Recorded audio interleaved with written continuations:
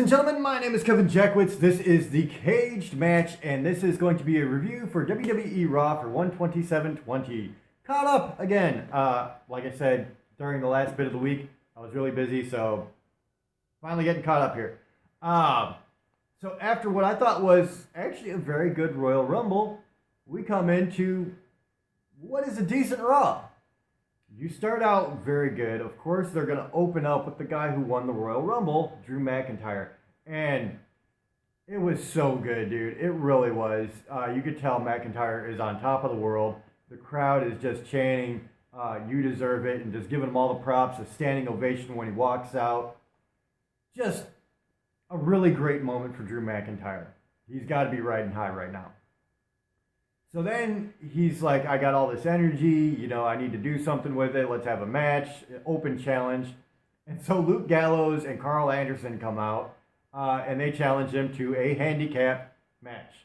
And so that's what happens. It's McIntyre versus Gallows and Anderson, which was, for the most part, a squash match. McIntyre just ran through both of them. I mean, they got some offense in, but not a lot. And then McIntyre hits a Claymore kick on both of them, stacks them up, gets the pin, and then Brock Lesnar comes out of nowhere, hits him with the F5, and leaves Drew McIntyre in the center of the ring. So, good stuff there.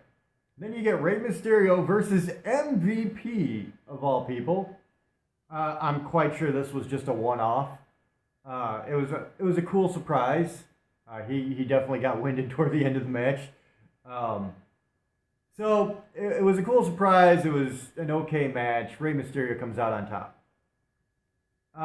Then they just kind of are still doing this bullshit with locals, and I hate that with anybody, but especially with Alistair Black, because Alistair Black, he's just damn good. And to set him up with a bunch of nobodies that are 100 pounds soaking wet, that don't look like they can fight their way out of a wet paper bag, does nothing for Alistair Black. I really hated it. So it was a quick match, a squash match, and then he cuts a promo saying he's tired of waiting for someone to pick a fight and he's going to take the fight to everybody else. Hopefully they do something with that very soon, because frankly, he's one of the best guys on the roster and they're not doing a whole lot with him. Seth Rollins then comes out with Buddy Murphy, cuts a promo where, they're talking trash to Kevin Owens and Samoa Joe. They're about to have that tag team match. And while they're talking, Kevin Owens and Samoa Joe come out and they're like, we already know the AOP's like lurking in the shadows somewhere. And so there's a little thing comes up on the Titantron with the AOP. And Seth Rollins is like, see, they're not out here. They're just in the back. And then you see the Viking Raiders go over and attack the AOP. And so that fight ensues, which leaves just the four guys for the tag team match, which is Seth Rollins and Buddy Murphy taking on Kevin Owens and Samoa Joe. Good match. I mean, for what it was, it didn't really grab me too much, honestly. I love Kevin Owens and I love Samoa Joe. And to be fair, Seth Rollins and Buddy Murphy are amazing in the ring. No matter what you think of Seth Rollins, I know it's cool to hate on him now for some reason, but he's still incredibly talented when he gets in the ring. So, I've actually said this a lot lately, but I just feel like this could have been a better match than it was, honestly, if I'm being completely honest. These four guys should tear the house down. At the end of the day, it was a decent match. Seth Rollins and Buddy Murphy got the win. Charlie then interviews Becky Lynch, who basically says, I've beaten everybody that I owe an ass whooping to, basically. And, she's waiting to see who challenges her. Or basically what Charlotte's going to do. Then you get Andrade with Zelina Vega versus Humberto Carrillo. This is a rebound match from the pre-show on the Royal Rumble pay-per-view. And I said then and I say now, these two guys are just absolutely incredible together. Humberto Carrillo is just amazing in the ring. And Andrade, I don't think can have a bad match. I really don't think Andrade can have a bad match at all. Like, the guy is just phenomenal.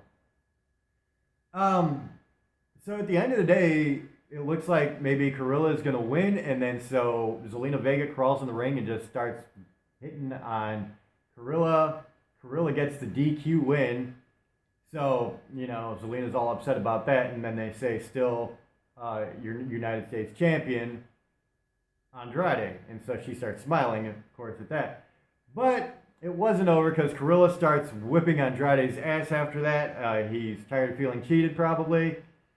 And he decides to repay Andrade. He peels back the padding on the concrete on the ringside area and does the hammerlock DDT to Andrade on the concrete. And then they have the medical staff come out and look at Andrade and do the whole bit. But it was good, man. It was really good. So after that, you have Charlotte Flair, who's cutting a promo where she's acting like she's going to tell everybody who she's going to face at the Royal Rumble, and just kind of teases it and then doesn't say anything. Which, by the way, McIntyre, during his opening promo, said directly he was going to challenge Brock Lesnar. I guess I forgot to throw that in there. So then Asuka and Kairi Sane come out, and Asuka is doing, her Japanese language promo, which nobody can understand here in the States. And so that doesn't go anywhere. So it turns into the match, Charlotte versus Asuka with Kairi Sane. And thankfully they had this match because they have Liv Morgan and Lana, which they've been advertising all night. So that's going to be kind of a travesty to the women's division. So thankfully they had this one because it was a good match. Asuka and Charlotte Flair, two of the best performers, I think, in the women's division at times. So it was just damn good. But unfortunately, at the end of the day, Kairi Sane gets involved. Charlotte wins by DQ, and Asuka, of course, takes out Charlotte. Then you get a Street Profits promo doing the same old tired shit now. I like it. They're good. They can be funny. But let's do something with them. Then you got Mojo Rawley, who brings out Riddick Moss.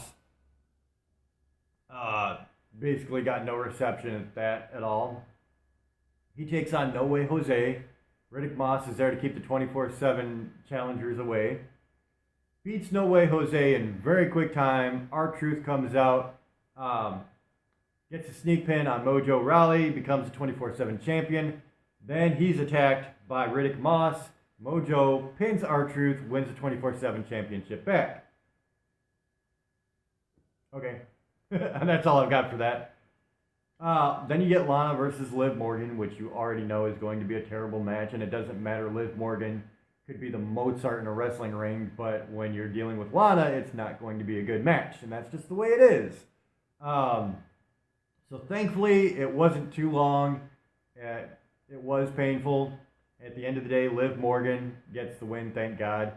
She's definitely the better of the two. So, yeah, I just hope that this is done now with these two. Then you get Eric Rowan versus Brandon Rice, who is another local guy, gets squashed. I'm so sick of that. Rowan goes over in a squash match. Yay. And then the end of the night, Edge back, made his Royal Rumble return to the ring. That was amazing. And so he gave a pretty impassioned promo. Edge is very good at promo work. Honestly, he just is. And so he's kind of cutting this promo about, all the stuff that he's had to fight through to get back, and he's got grit, and, of course, the crowd's absolutely, popping at everything, which, let's face it, this is a big moment. Edge is one of the best guys in WWE. He's been an absolute monster for years. The guy is just super talented in the ring, and he's one of these guys that's good in the ring but can also tell a very good story. He's one of those guys, one of the rare breed. And one of the old school wrestlers that I think we just absolutely miss having. One of these guys that makes wrestling fun. So with that little tangent off, Randy Orton comes down to the ring. They hug. Randy Orton, says, congratulations, welcome home. Kind of teases the crowd, asking if, they want to see Rated RKO do a reunion. Crowd pops hardcore, and then Randy hits the RKO. Slams him with the chair shot. Edge really sells it. And then does a concerto to finish off Edge. He puts Edge's head on a steel chair and then cracks his head with another steel chair. And, yeah, dude, It was good because it really like got the crowd like, holy shit, you know, because everybody's like, you know, how is his neck? You know, is it holding up? Um, and there was a lot of gasp moments. Like there was one point where um, Randy Orton put Edge's head in a chair and looked like he was going to stomp on it from the second rope. Decided not to do that, and then does the concerto. Um, and I think Edge and Randy Orton is a great place to start for Edge's return. These are two guys that have known each other for years. Randy Orton can control himself in the ring, which I do think is important. I mean, you want to really test the waters with Edge. I mean, you know, this was a career-ending injury, and now he's back from it, so you got to be sure he's actually okay. So, I thought it was a very strong way to finish out the night. I thought it was a good way to open, a great way to end it.